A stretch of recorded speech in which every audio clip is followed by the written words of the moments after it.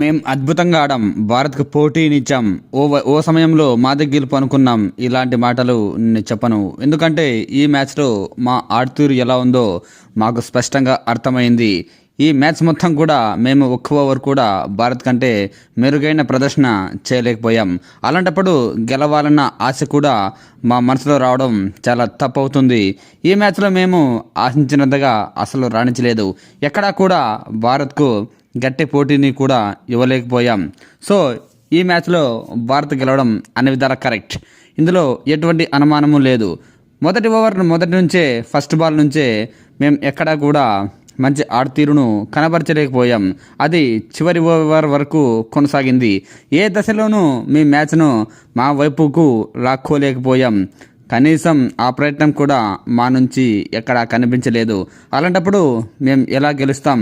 61 పరుగుల తేడాతో ఓటమి అన్నది మాకు చాలా పెద్ద సమస్యగా మారింది. రేపు మేము సూపర్ 8కు చేరుకుంటామో లేదో కూడా తెలీదు. అయితే మా టీం నుంచి మాత్రం ఇలాంటి ఫలితాన్ని మా మాజీ క్రికెటర్లు సైతం ఎక్స్పెక్ట్ చేసి ఉండరు. మేము నిజంగా చాలా అధ్వానంగా ఆడతీరును కనబరిచాము. ఖచ్చితంగా వచ్చే మ్యాచ్లో నమీబియాపై గెలిచి అట్లీస్ట్ సూపర్ 8కు చేరుకుంటామని వ్యాఖ్యానించాడు పాకిస్తాన్ స్టార్ బ్యాట్స్మెన్ బాబర్ అజమ్. ఈ మ్యాచ్లో నాతో పాటు మా బ్యాట్స్మెన్లందరూ పూర్తిగా ఫెయిల్ అయ్యారు. కనీసం అలాంటి సీనియర్లం ఇంకాస్త బాధ్యతగా ఆడి ఉంటే బాగుంటుందేమో. ఓటమి గెలుపు ఆటలో సర్వసాధారణం.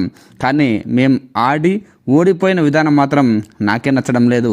మన ఆడతీరు మనకే నచ్చకపోతే ఇక ప్రత్యర్థులు మన ఆటను ఎలా పొగుడుతారు, ఎలా ఆహ్వానిస్తారంటూ బాబర్ అజమ్ తీవ్ర దిగ్భ్రాంతిని వ్యక్తం చేశాడు భారత్ చేతిలో భారీ ఓటమి చెందడం పట్ల. మ్యాచ్కు ముందు మేము భారత్పై గెలవాలి అనుకున్నాం.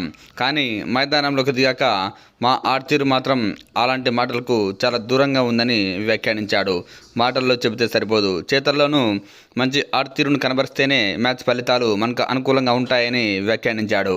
నిజం చెబుతున్నా, మా ఆడతీరు ఈ మ్యాచ్లో ఎలా ఉందంటే మా టార్గెట్ 175 పరుగులు కాదు, 100 పరుగుల మార్కును దాటితే చాలు అనుకునేలా కొనసాగిందని వ్యాఖ్యానించాడు.